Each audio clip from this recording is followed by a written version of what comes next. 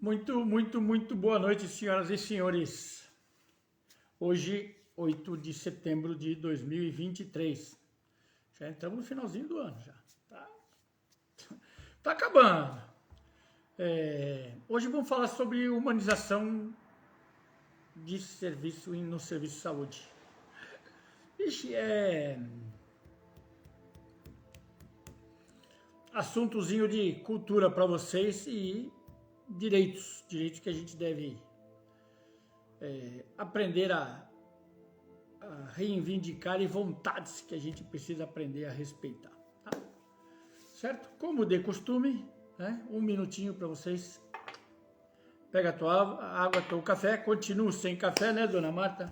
Entendeu? Dona Marta na missão complexa de acabar o mestrado dela. Então, estou sem a dona Marta para fazer café, para mim continuo sem café, certo? Pelo menos um café que eu goste.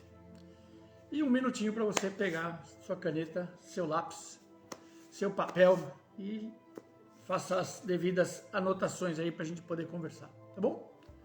Um minutinho para vocês, enquanto eu me organizo.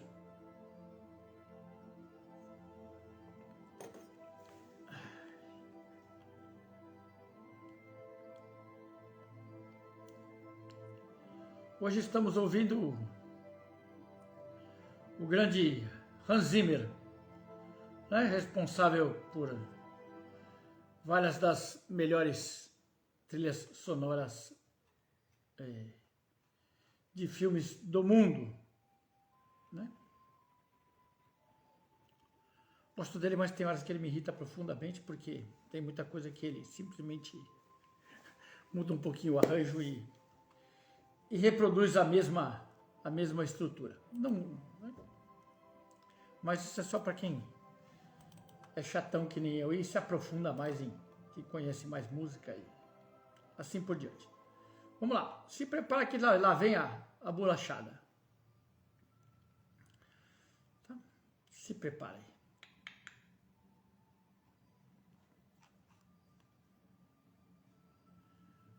Vamos lá.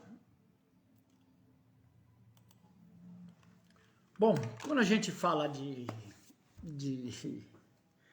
serviço de saúde, tá? A gente tem que ir muito lá para trás, no tempo, né? E sair um pouquinho da visão que a gente tem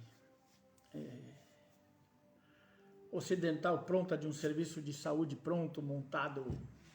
Isso não é a nossa realidade histórica, tá? Certo? A nossa realidade histórica é que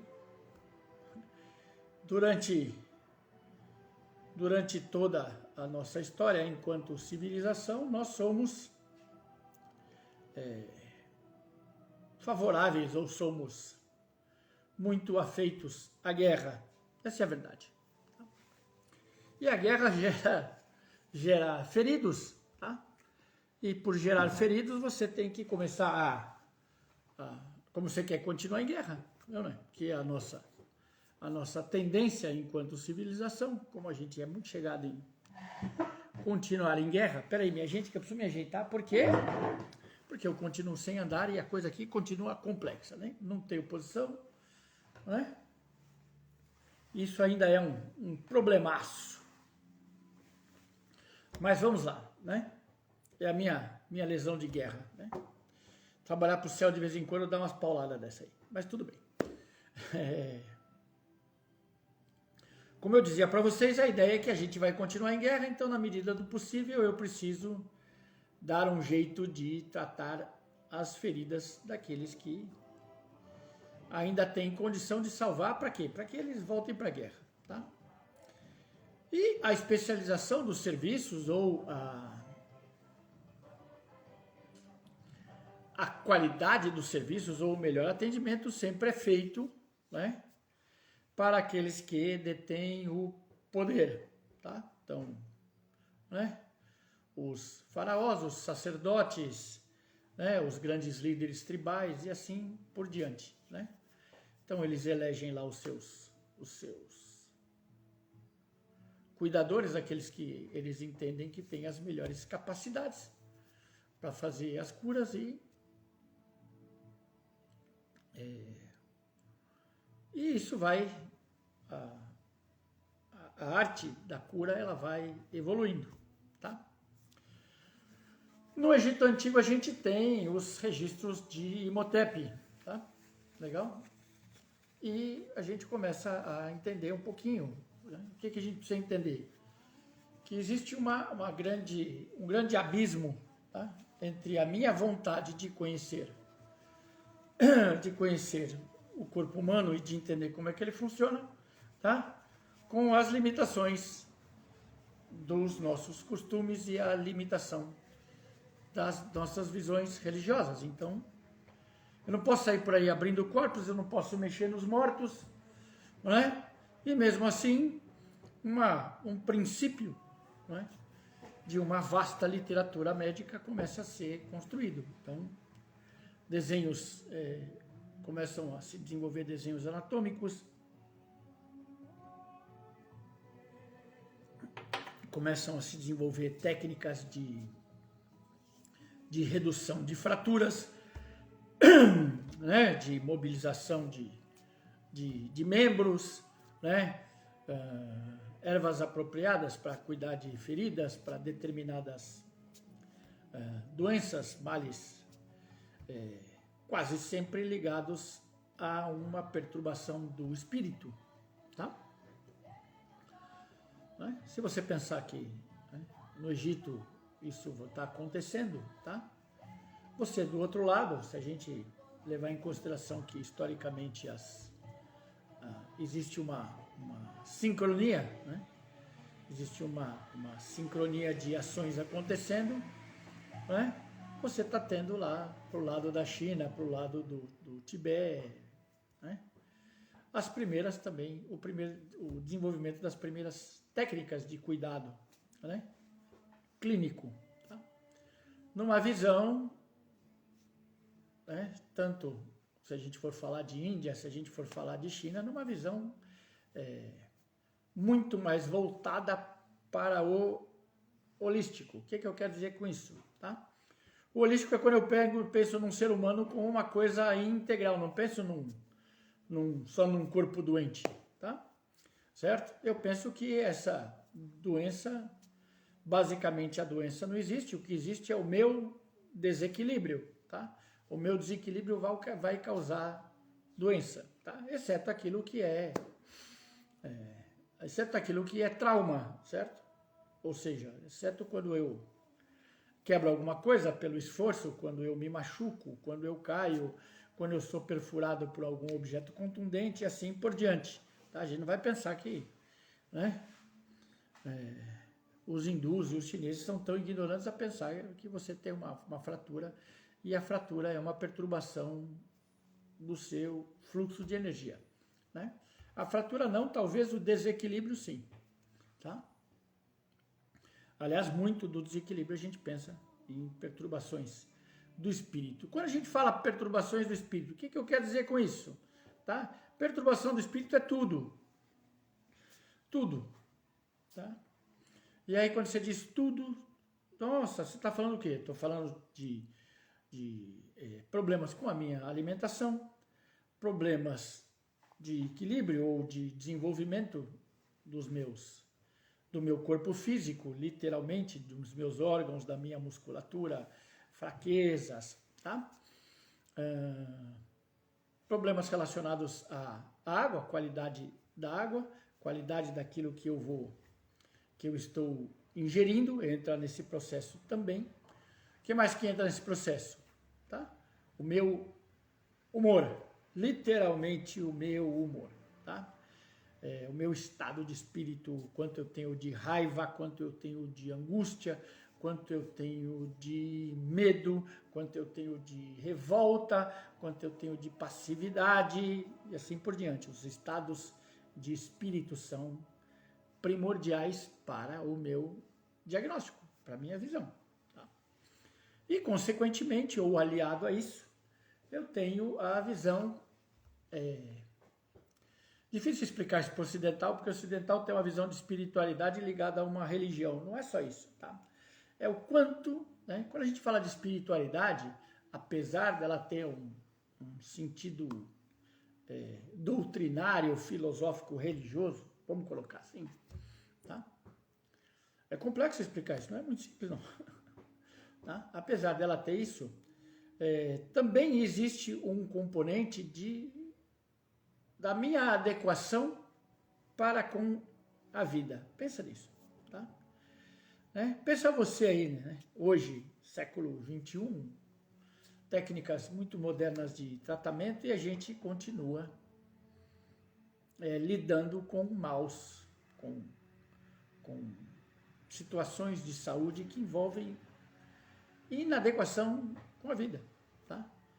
Inadequações de personalidade com o meio, inadequações de humor, insatisfação constante, uma tristeza absurda, mesma coisa, tá? Quando eu tenho esses estados, né, para quem é mais cético, que eu não quero ligar isso à religiosidade, tá? Essas a gente diz que são as perturbações do espírito, tá? Eu ter preocupações em excesso, eu ter carências em excesso e assim por diante, tá? E aí o que acontece? Esses são desenvolvimentos de matéria médica ou de matéria clínica, tá? Que vão sendo, vão ficando num primeiro momento, né? Índia, China, o norte da África, certo? O Oriente Médio, cada um vai desenvolvendo as suas técnicas de tratamento clínico sem existir a figura de um cuidador clínico mesmo, né? Tudo mais ligado a um exercício de sacerdócio, tá? A exceção da China, que você já começa a ter uma descrição ou uma referência feita àqueles que realmente vão ser curadores, tá? Os curadores que vão criar uma dietética de saúde, ou seja, uma maneira de se alimentar de saúde, vão criar uma visão de desenvolvimento necessário de corpo, mente e espírito juntos, tá? Então já existe o estabelecimento de práticas físicas, tá? Que são consideradas aliados de saúde, tá? E a história continua correndo, tá? Quando a história continua o seu caminho, né? Nós começamos literalmente a fazer os relatos a partir dos corpos que são vítimas da guerra, tá? Existe uma especialização da visão anatômica ou dos desenhos anatômicos, né? Daquilo que são os corpos que estão entrando em degradação, em putrefação, em virtude das inúmeras lesões. Aí eu consigo ver por dentro, eu consigo dar uma olhadinha e consigo ver, opa, isso aí é um osso. Tá? Consigo começar a definir aspectos, consigo começar a definir textura, cor, né? Para vocês que enxergam cor, deve ser maravilhoso. Tá?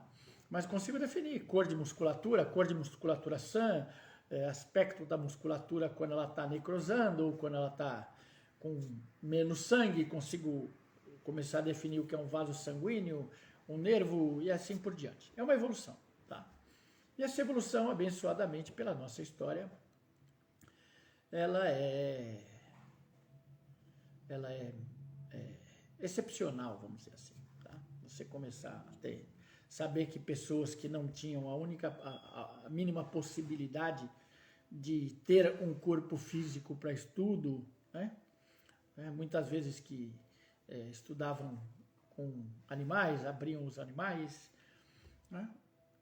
E você vê que esses desenhos, essa arte, ela é extremamente próxima e fidedigna àquilo que a gente tem hoje com os melhores meios de imagem, tá? Certo? Então, até hoje a gente usa Imhotep como referência, por exemplo, de redução de fratura, de cicatrização de fratura, tá? São visões sensacionais.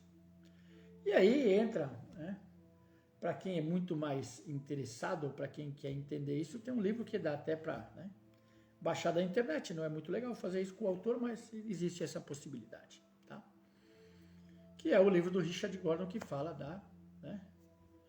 da história da medicina, né? E você vai ver o quanto a história da medicina é violenta. E aí a gente começa a entrar basicamente no assunto da nossa live, tá? Ela é grotesca, tá? O desenvolvimento da medicina é algo grotesco porque literalmente ele é voltado para como é que eu vou dizer para vocês? Ele é voltado para uma elite. Essa é a verdade, tá? O desenvolvimento da medicina é feita para servir aos senhores, tá? E para evitar que as grandes doenças se propaguem, tá?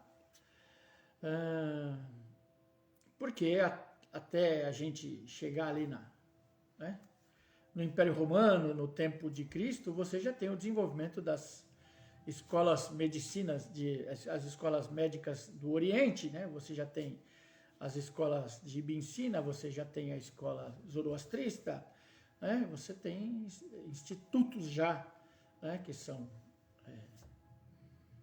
escolas realmente voltadas para a cura, tá? E a gente já tem, naquele momento, uma visão de epidemia, né? De doenças, né? Que afetam uma população inteira, né? E que vão dizimar populações, certo? Tá? E isso é muito melhor compreendido e muito melhor documentado no tempo do Império Romano. Por quê? Tá? O Império Romano basicamente é um povo que começa como todos os outros povos, não é uma crítica, é uma constatação, tá? É um povo que começa literalmente a querer expandir o seu território físico, ou seja, nada além da nossa história enquanto humanidade, tá? E para isso ele vai expandindo também os seus domínios financeiros. Comércio. E o Império Romano é reconhecido por começar a fazer estradas, tá? O Império Romano tem uma ideia já de civilização, né? Que pensa em ter metrópoles, tá? As grandes cidades, e aí começam a ser construídas estradas, tá? As estradas servem tanto para o meu exército marchar, mas também servem para eu fortalecer as minhas rotas de comércio. E o Império Romano começa a ter uma documentação das doenças que são geradas pela aglomeração de pessoas, tá? E aí a gente começa a tentar entender, né, qual é a origem das doenças. Aí a gente começa a associar aquilo que é a cultura médica hoje. Eu preciso começar a achar da onde veio, tá? Quais são os primeiros casos, da onde eles vieram, tá? Por quê? Porque vai doer no meu bolso, tá? Tem gente morrendo, gente que morre não produz, gente que adoece não produz, nem compra, tá? Né? E aí a gente tem que ajudar a tratar ainda, então paga menos imposto. Então a gente começa a querer entender da onde vêm essas doenças, tá? E começa a existir um estudo de procedência local das doenças, né? Pensando em clima, pensando em água, pensando em alimentação, pensando em costumes, tudo que a gente evoluiu até hoje para a gente conseguir fazer as nossas histórias clínicas, tá? Certo? A gente, quando você vai pensar, você vai começar a tratar alguém, você começa a desenvolver uma história do que a pessoa come, quais são os hábitos que ela tem, da onde ela veio, tá? Foi assim que a gente conseguiu rastrear, por exemplo, o Covid-19. Então, quando é algo relacionado à microbiologia, fungos, bactérias, vírus, tá? A gente pensa que a gente precisa localizar de onde veio, tá? Para a gente poder pensar em tratar, eu preciso identificar o que veio para eu poder me especializar e entender, né? Quais são os sinais, quais são os sintomas e assim por diante. Tá? E depois disso, né? Ou concomitantemente a isso, né? Povos completamente diferentes, com heranças diferentes, costumes diferentes, tá? Servindo a senhores diferentes, tá? E aí fica muito gozado, né? No trabalho que eu faço, por quê? Porque a gente vê que as confluências ou as grandes discussões religiosas começam nesse mesmo contexto, ou seja, o Oriente Médio é o berço das três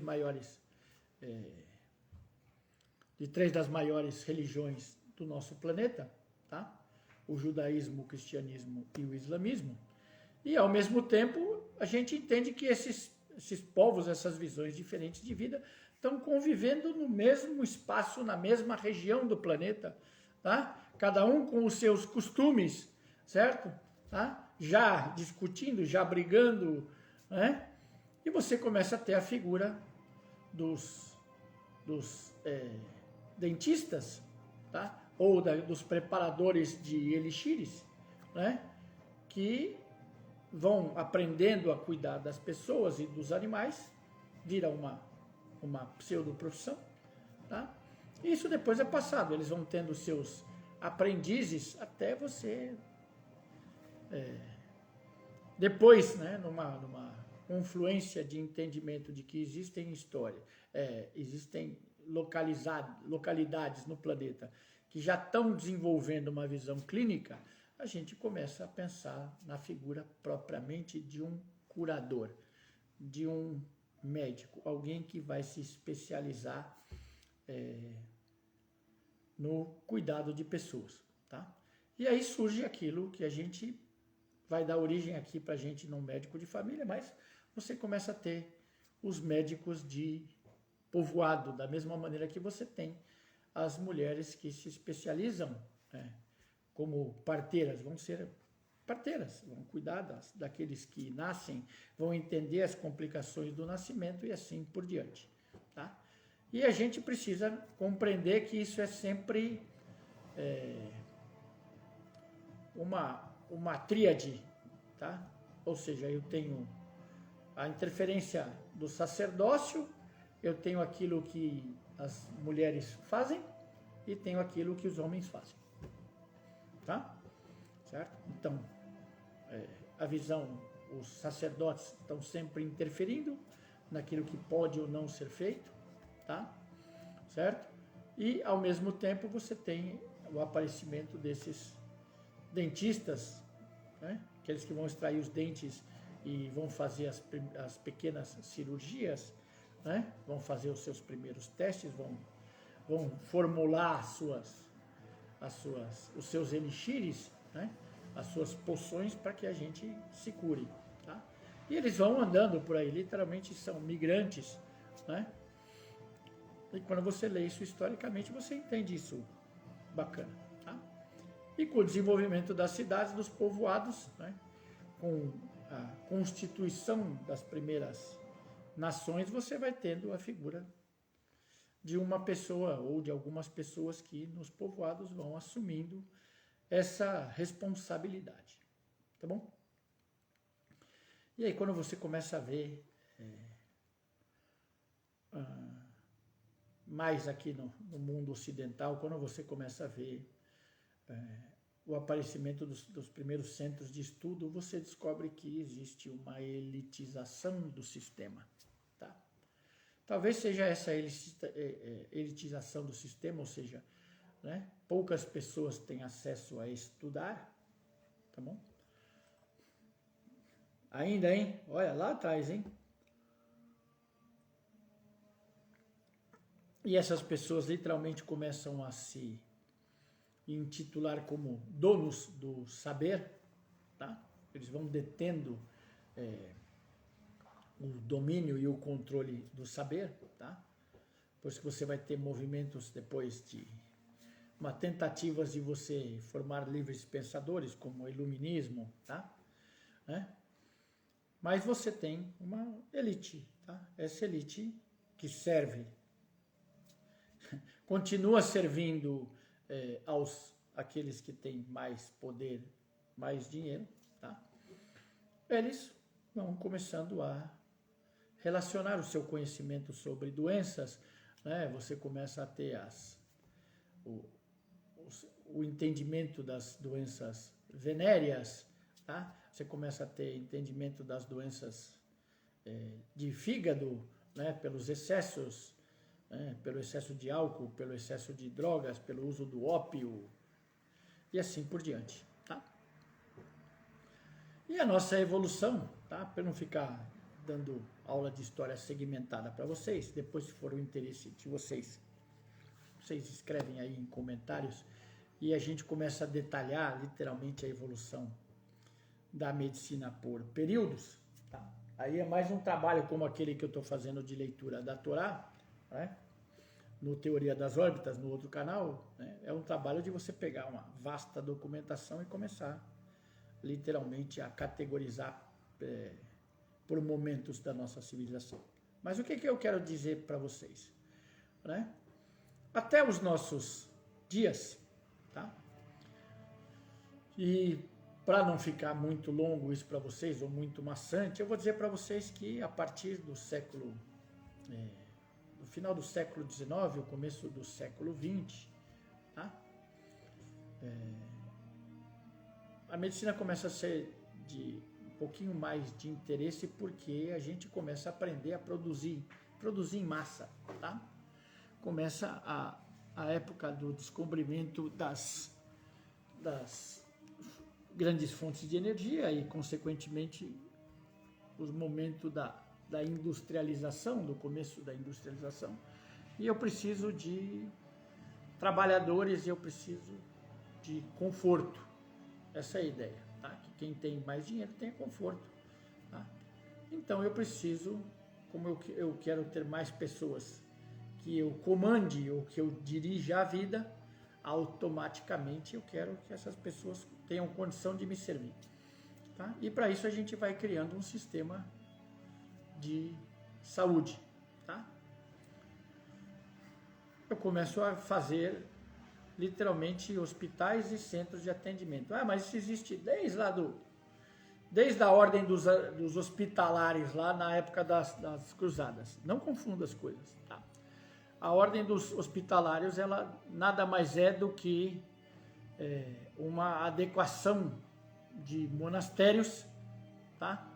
Onde literalmente aqueles que fazem parte da vida monástica, ordenados por seus senhores, né, começam a criar condições de acolher os peregrinos, ou seja, aqueles que vão em direção à Terra Santa e que podem trazer para a gente não só a conquista do território, mas que estão muito interessados em espólios de guerra, tá? E eu preciso começar a atender esses caras, preciso começar a providenciar lugares para que eles se acomodem e assim por diante, e disso nascem as primeiras referências a hospitais que a gente tem aqui no nosso Ocidente, tá?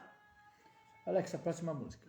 Se você pensar que até hoje, tá, o mundo tem uma precarização de sistemas de saúde, não é Brasil, tá? Não pensa só em Brasil, não, pensa no mundo, tá? Por quê? Porque em função das grandes guerras a gente começou a entender, certo? Que só produzir, né? Só pensar em dinheiro, tá? E sem pensar em condição sanitária, tá? Quando a gente fala condição sanitária é infraestrutura, ou seja, abastecimento de água, né? Esgoto, alimentação, repouso, tá? E assim por diante, né? Nossa, como é que você pensa em repouso? Você pensa que, né, pelas teorias literais da produção, certo? O cara tem que trabalhar uma média de 16 horas por dia, ele tem que ser produtivo. Quem trabalha 16 horas por dia, né, tem que estar lá no dia seguinte, tá? Para ficar produzindo em condições totalmente insalubres, obviamente que vai adoecer ou vai perecer. É esse que a gente tem que entender, tá? E aí, quando eu começo a me especializar, depois, no intervalo entre as duas grandes guerras, né, a primeira e a segunda, eu começo a me especializar, eu começo a querer vender conforto, produto, tá? Né? As pessoas querem ter os seus veículos, elas querem ter esse conforto, então se eu quero ter conforto, eu preciso conseguir usufruir da vida. Pensa nisso, tá? Se eu quero começar a usufruir da vida, eu preciso começar a ter saúde, tá? E depois que a gente passa por duas grandes guerras, o que eu tenho? Eu tenho milhares de feridos, tá? Eu tenho milhares de sequelados, tá? Esses sequelados, estes que ou vão deixar de produzir, ou vão produzir muito menos, tá? Certo? E eu, enquanto político, enquanto dirigente do meu país, da minha cidade, eu quero cobrar imposto, tá? E para poder cobrar imposto e atender melhor essa população, certo? E para que essa população continue produzindo, eu preciso começar a investir em infraestrutura. Esse é o negócio, tá? E na medida que eu invisto em infraestrutura, eu preciso começar a cuidar dos doentes, para evitar que eu tenha doenças que se propaguem pela população e comecem a botar um número muito grande de pessoas doentes, tá? Se você não entende isso, você pensa em todas as epidemias de gripe, só de gripe, não estou falando de outras grandes doenças, de gripe, tá? Que a Europa teve. E aí você vai dizer assim, nossa, né? Morrem milhares de pessoas de gripe, tá?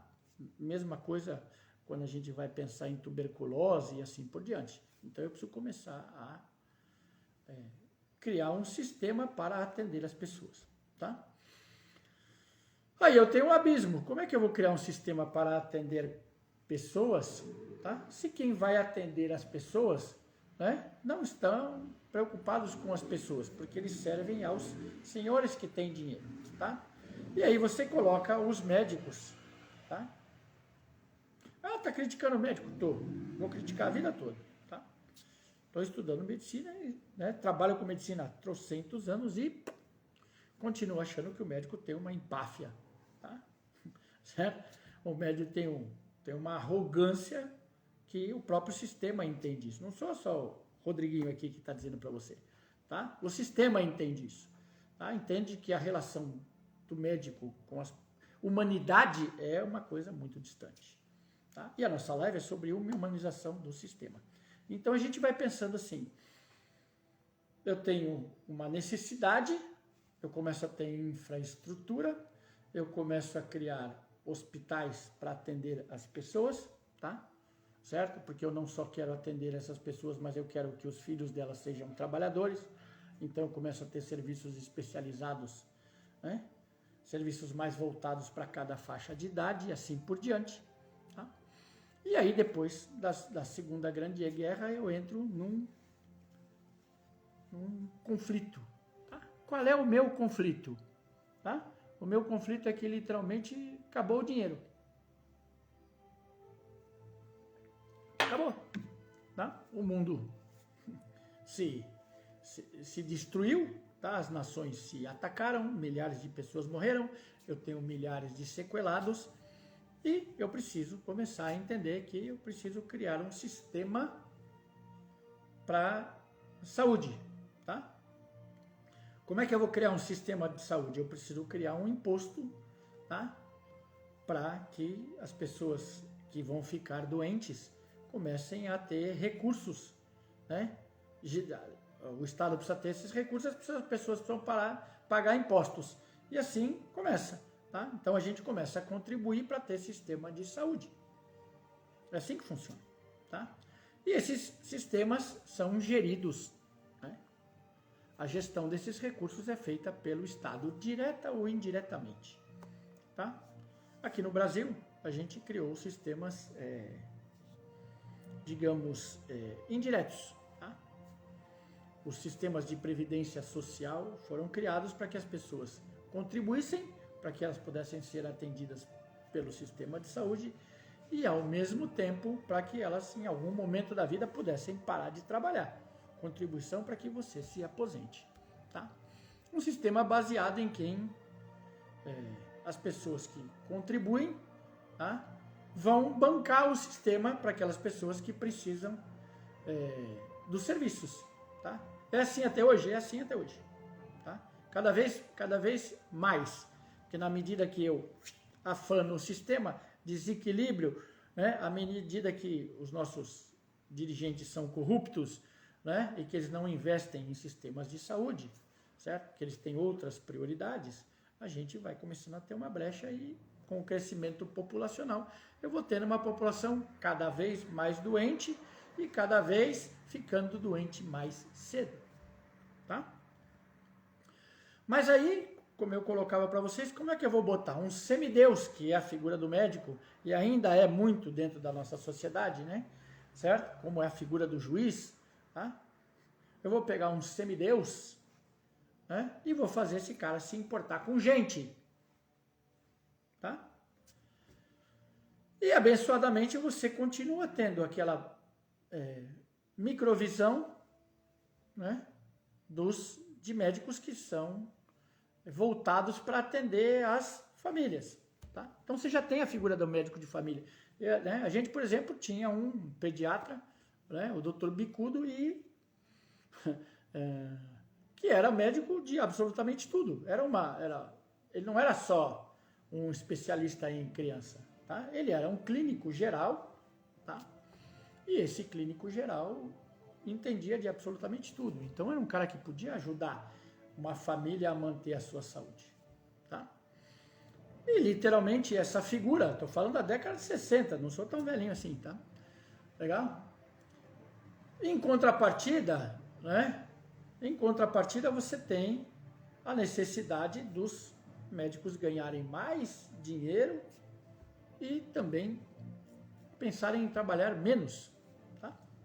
E aí você faz o quê? Você tira a figura da importância desse clínico geral, tá? Que foi o que aconteceu no mundo todo, e você começa a fracionar a medicina, tá? Em especialidades, tá bom? Das mais diversas possíveis. E aí você tem médicos que se tornam especialistas, tá? O que eu quero dizer com um médico que é especialista? Que ele literalmente não vai te responder sobre absolutamente nada da tua saúde geral. Por quê? Porque ele só cuida de problema cardíaco. O outro só cuida de problema pulmonar, o outro só cuida de problema digestivo, o outro só cuida de problemas vasculares, o outro só cuida de problema neurológico, e essas especialidades vão gerando subespecialidades, tá? E se você já não conseguia ir no primeiro médico, que é aquele que deveria fazer o seu atendimento geral, tá? Como é que você vai chegar no especialista? E aí começa. Os sistemas de saúde, literalmente, no mundo, vão criar os serviços de saúde pagos, os convênios médicos, tá? Para você ter que pagar para você ser atendido num direito que é preconizado por lei, tá?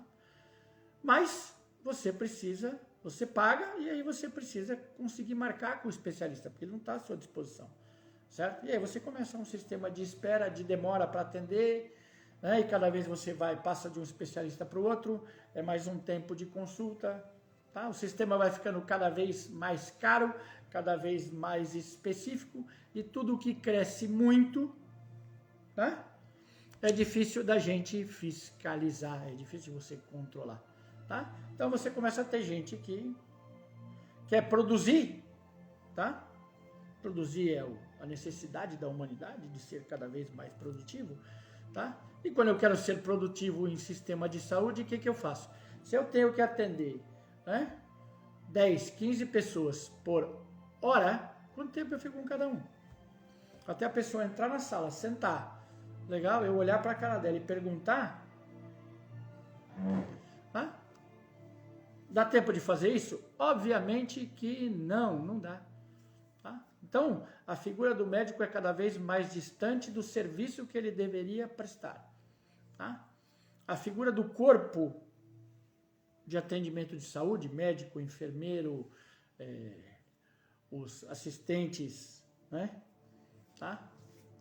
Quem é técnico, profissional técnico de saúde, técnico de enfermagem, né? Técnico de radiologia, as relações vão ficando cada vez mais distantes. Por quê? Primeiro, o cara não tem tempo de te atender. Segundo, que ele não quer olhar para tua cara, ele quer produzir.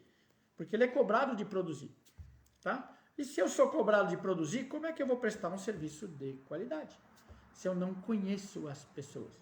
Ou se eu conheço, literalmente eu me torno um servidor de protocolos prontos, tá? Que é o que a gente encontra na maioria dos serviços. O cara não tem tempo de olhar para tua cara. Legal? Você chega lá e fala, tô com dor. Tá com dor aonde? Ah, é dor de barriga. Pumba, Buscopan para você. Né? Buscopan para você 3 dias em casa. Essa é a prescrição média das coisas. Tá? É feio a gente falar isso, mas essa é a verdade. É verdade no Brasil? Não, é verdade no mundo. Tá? Certo? O sistema de saúde do mundo entrou em colapso. Certo? Tanto que, né, você tem reuniões da chamada Organização Mundial de Saúde pensando justamente nisso. Né? Ela começa a fazer resoluções, tá, para voltar a ter alguém que tenha uma ideia de quem você é e comece o serviço de atendimento. Tá? Nisso a gente precisa entender que o Brasil é, né, abençoado, embora existam erros como o que eu sofri, certo? Vocês têm erros médicos, porque o médico não quer olhar para a tua cara e ele não quer ouvir o que você está falando, tá? Mas, ao mesmo tempo, você tem, pelo menos na prescrição legal, tá, a figura que é ressuscitada do médico de família. Por quê? Porque o sistema ficou caro ou adoidado, certo? E a gente precisa ter uma maneira de começar a reduzir as doenças. Como é que eu faço isso? Eu preciso começar a tratar as doenças mais comuns, né, aquelas que prevalecem na nossa sociedade, antes que elas aconteçam. Então eu preciso educar as pessoas para não ficarem doentes. Tá? E aí a gente elege as doenças mais comuns. Tá? Diabetes, pressão alta, né, artrites, o que mais? Que entra nesse rol aí, né? Cirrose, os problemas de fígado, problemas de natureza sexual e assim por diante. Tá?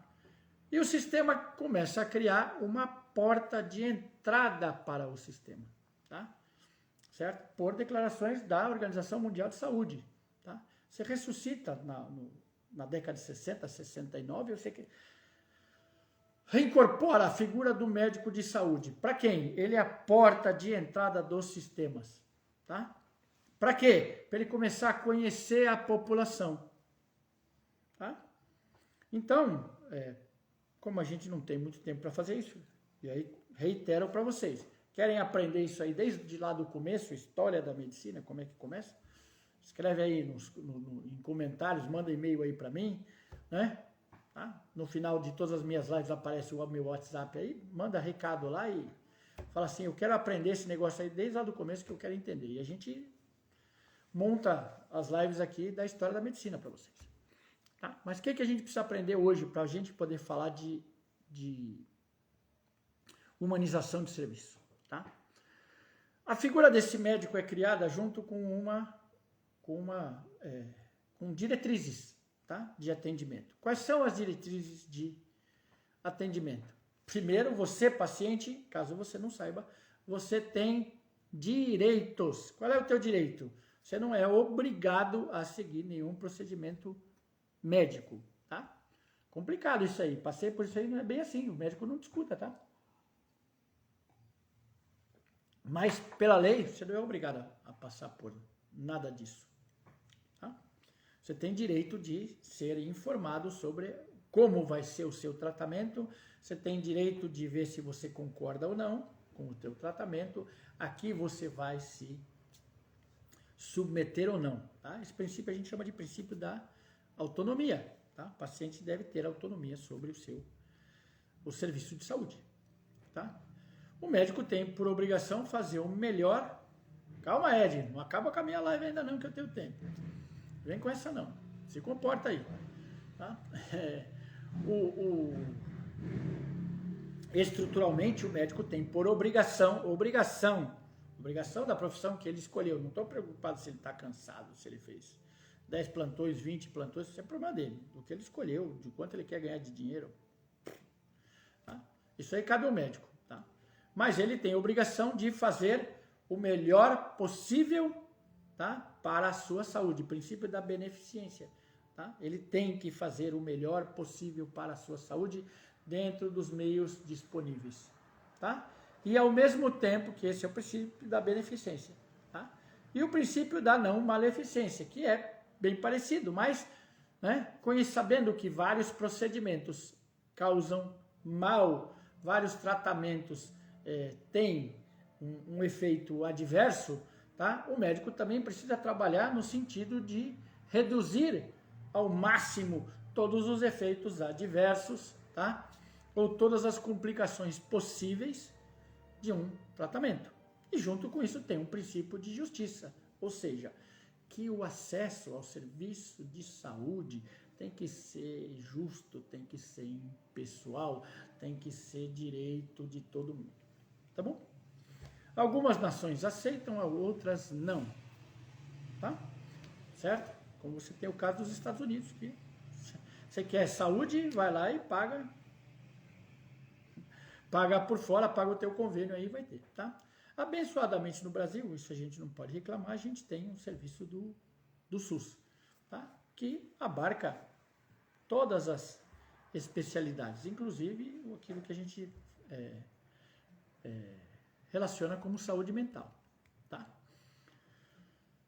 Só que a porta de entrada precisa ser melhorada, que é o quê? Que é a porta da saúde familiar. Então você tem que ter um médico, né?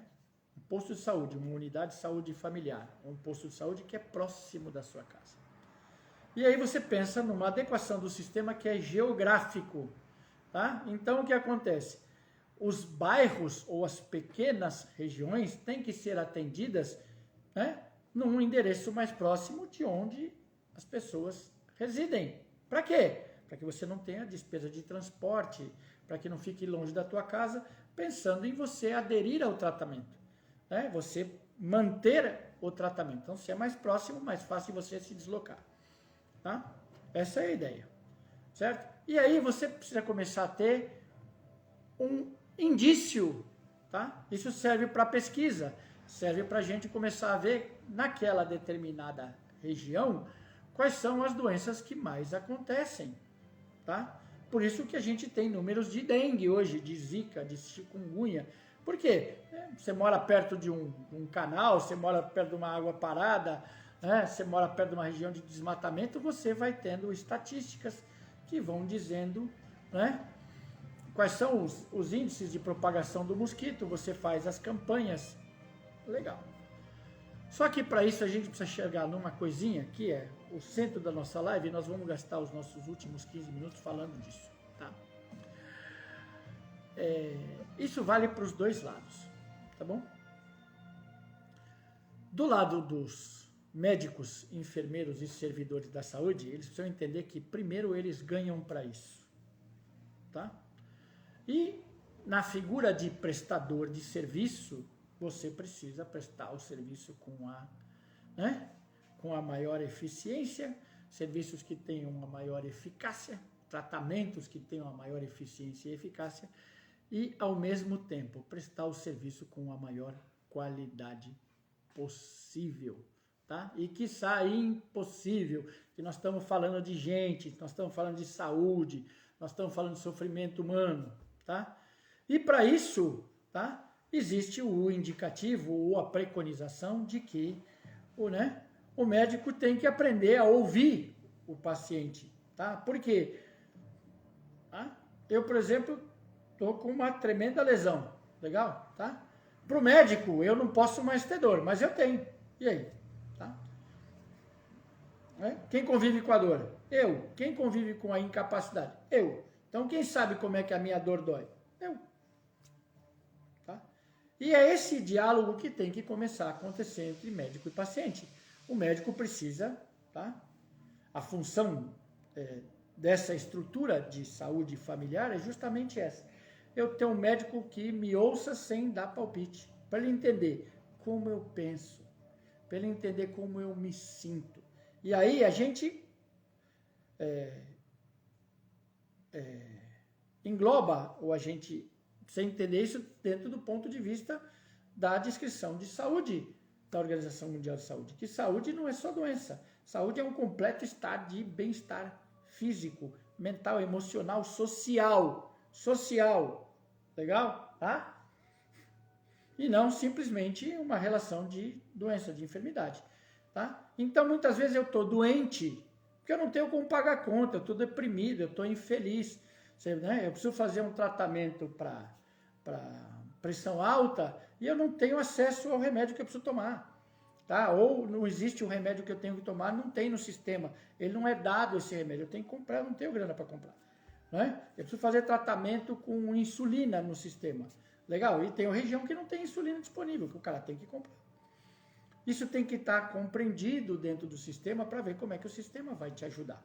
Isso chama humanização, tá? O médico precisa saber quem é você, ele precisa saber qual é o mal que você sente, tá? Ele precisa saber quais são as outras doenças que você tem, que a gente chama de comorbidades, né? O que além da tua doença de base você tem, né? Quais são as fragilidades, as necessidades sanitárias de onde você mora, tá? Certo?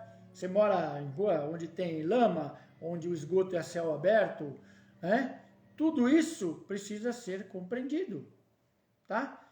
Quem vai entender isso aí? Deveria ser o teu médico e o pessoal de saúde, tá?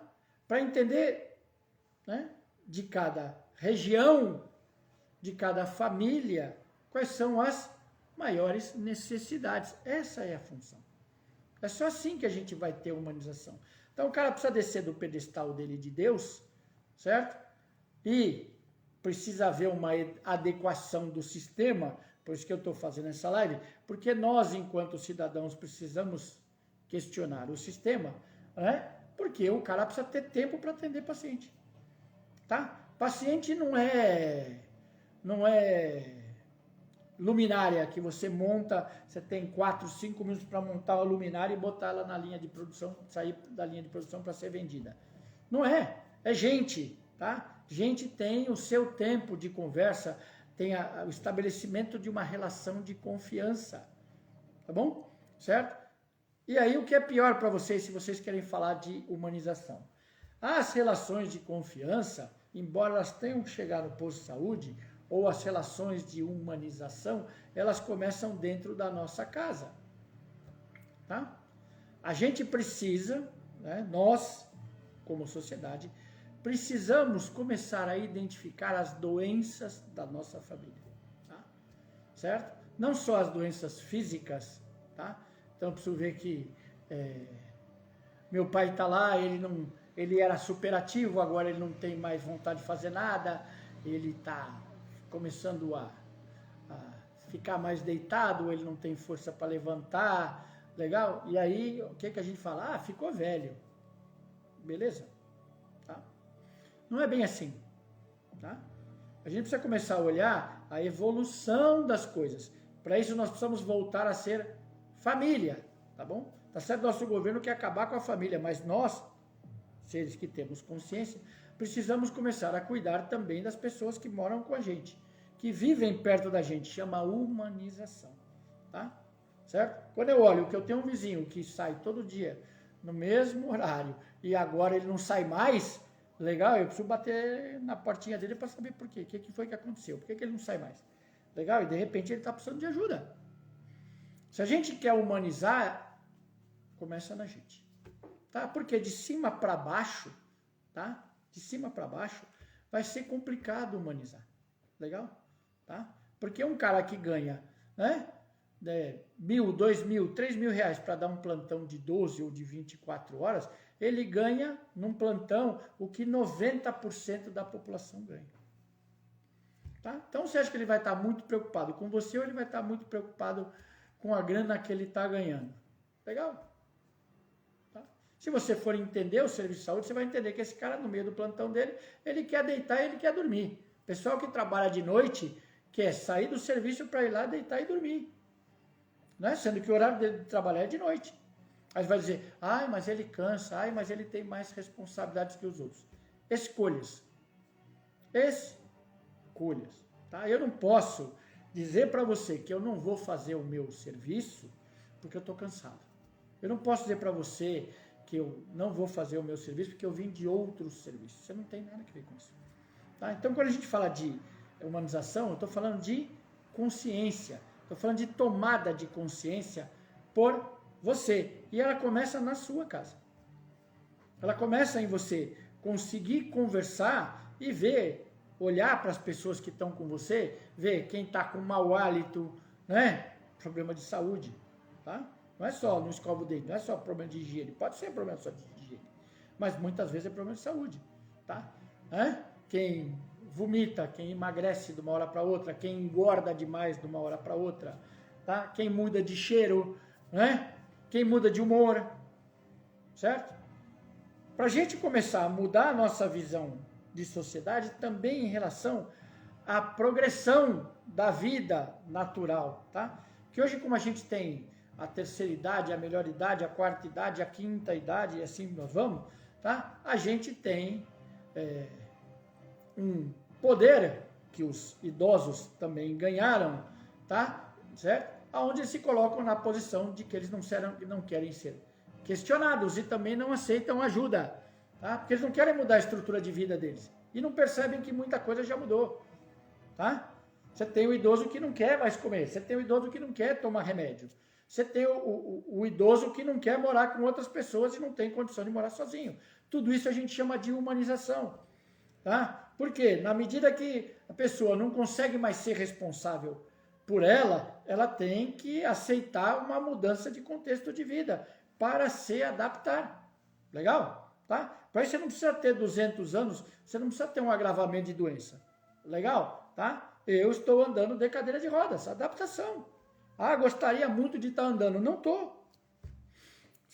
Gostaria muito de esticar a perna. Não estou esticando a perna. Gostaria muito de não ter dor. Tenho dor. Então eu preciso tomar um remédio para dor, preciso tomar um remédio para diabetes. Legal? Preciso comer com horário. Eu continuo tendo que trabalhar, estou estudando, beleza. Eu preciso aceitar que eu vou andar de cadeira de roda. Ah, é um período. É um período. Tá? Nós precisamos fazer adaptações. Humanização também é você aceitar, fazer as adaptações necessárias para que a sua qualidade de vida, o seu estado de saúde melhore. Legal? Assunto complicado, extenso, difícil da gente conversar. Legal? Então o que eu vou fazer? Na próxima sexta-feira eu vou dar uma aclarada nessa legislação, tá? Então eu vou vir. Não vou começar lá do princípio histórico, mas vou começar literalmente do estabelecimento, para vocês entenderem como é que se estabelece esse sistema de saúde que a gente tem na atualidade. Ou seja, por que tem um posto perto da sua casa e um pouco mais longe você tem um hospital que tem um pouco mais de especialidade, tá? Você precisa entender que não é para você ir lá no hospital que tem a especialidade, você tem que ir no posto de saúde primeiro, tá? Tem uma sequência para fazer para que o sistema também melhore. Se a gente é interessado em ser atendido, a gente também precisa contribuir para que o sistema melhore. Então eu vou explicar isso, né? Eu vou dividir a próxima live em 2 aspectos, legal? Vou continuar falando de humanização, mas vou falar para você do estabelecimento desse sistema de saúde, né? De atendimento, que é a nossa realidade, que o Paraguai está tentando implantar, que nem o Brasil. O modelo do Paraguai é o modelo SUS, sem dinheiro. Certo? E na segunda parte da live eu vou falar justamente disso, que nós precisamos começar a olhar para a nossa realidade, né? E a gente precisa conseguir conversar, né? Abertamente, né? Com os doentes revoltados, né? Com os idosos que são revoltados, que são refratários a qualquer tipo de mudança de contexto de vida, tá? Por quê? Porque senão você amanhã tem, né, uma mãe e um pai, né, que morre, ele não quer vir morar com ninguém, e aí ele taca fogo na casa e mata mais 4, 5 famílias, porque ele taca fogo na casa, esqueceu a panela, tá? É da idade, não é da idade, tá? É falta de cuidado, falta de humanização. Humanização começa na gente, tá bom? Certo? Assunto bastante complexo, mas faz parte, né, daquilo que eu faço, dar uma cutucadinha em vocês, é a minha especialidade, né? Entendeu? Dá uma, como diz a minha filha, chama tapa com luva de pelica. Legal, a gente precisa dar um tapa de vez em quando para a gente acordar e ver que a gente faz parte de um sistema. Se eu quero melhorar o sistema, eu tenho que entender como ele funciona, tá? Então, essa aqui é uma live literalmente de utilidade pública para vocês, tá bom? Volto na próxima sexta-feira falando ainda de humanização do sistema, formação do sistema básico de saúde, tá? Anota aí, Ed, é exatamente isso, humanização dos sistemas de saúde, formação do sistema básico de saúde no Brasil, tá bom? Que está começando a servir de modelo para vários países, beleza? Espero ter conseguido discorrer sobre o tema, tudo aquilo que vocês tiverem de dúvida, tá aí o meu WhatsApp, ó, beleza? Manda lá me xinga pelo WhatsApp, beleza? Faz a pergunta que você tem, pergunta como é que eu penso que resolve, né? Critica, você que sabe, beleza? Mas se manifesta aí pra gente poder melhorar o assunto e a discussão do mesmo para você. Ou manda um e-mail para mim aí, eu também te respondo, tá bom? Beijoca para vocês, espero que vocês sejam abençoados, que, né, vocês consigam viver, né, e sobreviver nesse mundo com saúde, né, física, mental, emocional e espiritual, tá? Certo? Saúde energética na base, para todo mundo. Beijo, vejo vocês. Para quem é da madrugada, essa madrugada tem live lá no Teoria das Órbitas lá, né? Onde eu vou falar do contexto, literalmente 4 horas da manhã daí de Brasília, né? No Teoria das Órbitas eu vou falar da transformação de um contexto tem várias civilizações que são politeístas para a gente de repente começar a pensar ou falar de um Deus que é único, que faz parte do nosso trabalho de leitura da Torá, né? Mais um rabino amigo meu pediu contextualização, eu vou fazer para vocês esta madrugada. Beijoca no coração de vocês, nos vemos na próxima.